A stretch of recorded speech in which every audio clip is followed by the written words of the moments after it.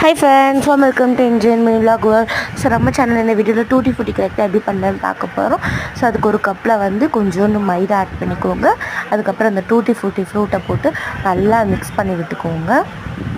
So அந்த next பார்த்தீங்கன்னா ஒரு hi friends, welcome to Indian mini vlog world. So நம்ம சேனல் இந்த வீடியோவில் பார்க்க போகிறோம் பார்த்தீங்கன்னா எஸ்டேயில் டூட்டி ஃப்ரூட்டி கேக் எப்படி பண்ணுற பார்க்க போகிறோம்.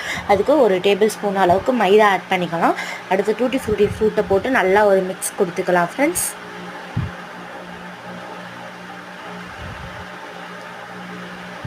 அந்த நெக்ஸ்ட்டு பார்த்திங்கன்னா கொஞ்சோண்டு மில்க்கு ஒரு table spoon of butter add பண்ணி அதை நல்லா மெல்ட் பண்ணி வச்சுக்கலாம் நம்ம.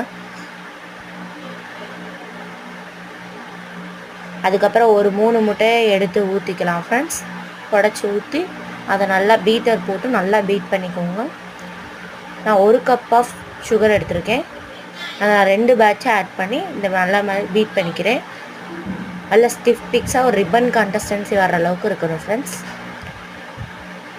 இது கூட நான் பைனாப்பிள் எசன்ஸ் வந்து ஒரு டேபிள் ஸ்பூன், வெனிலா எசன்ஸ் வந்து ஒரு 1/2 டேபிள் ஸ்பூன் ஆட் பண்ணி சேம் அதையும் நல்லா பீட் பண்ணிக்கிறேன் ஃப்ரெண்ட்ஸ்.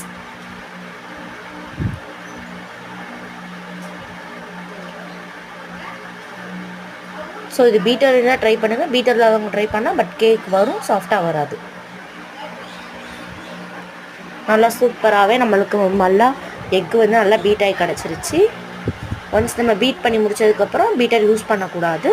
அதுக்கப்புறம் நான் ஒரு 1.5 கப் ஆஃப் மைதா எடுத்துருக்கேன். இந்த மாதிரி கட் அண்ட் ஃபோல்டு மெத்தடில் நல்லா ஒரு மிக்ஸ் கொடுத்துக்கலாம் ஃப்ரெண்ட்ஸ்.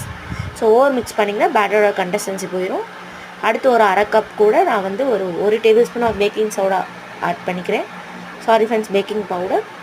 அதுக்கப்புறம் நம்ம கட் பண்ணி வச்சுருக்க மில்க் பட்டர் ஆட் பண்ணிவிட்டு டூட்டி ஃப்ரூட்டியும் சேர்த்து போட்டு மிக்ஸ் பண்ணி எப்பயும் போல் 180 டிகிரியில் 10 மினிட்ஸ் ப்ரீ ஹீட் பண்ணலாம். ஒரு பவுலில் வந்து நம்ம மில்க் ஆட் பண்ணிக்கலாம் ஃப்ரெண்ட்ஸ். மில்க் கூட பட்டர் ஆட் பண்ணி நல்லா மெல்ட் பண்ண வச்சுக்கலாம்.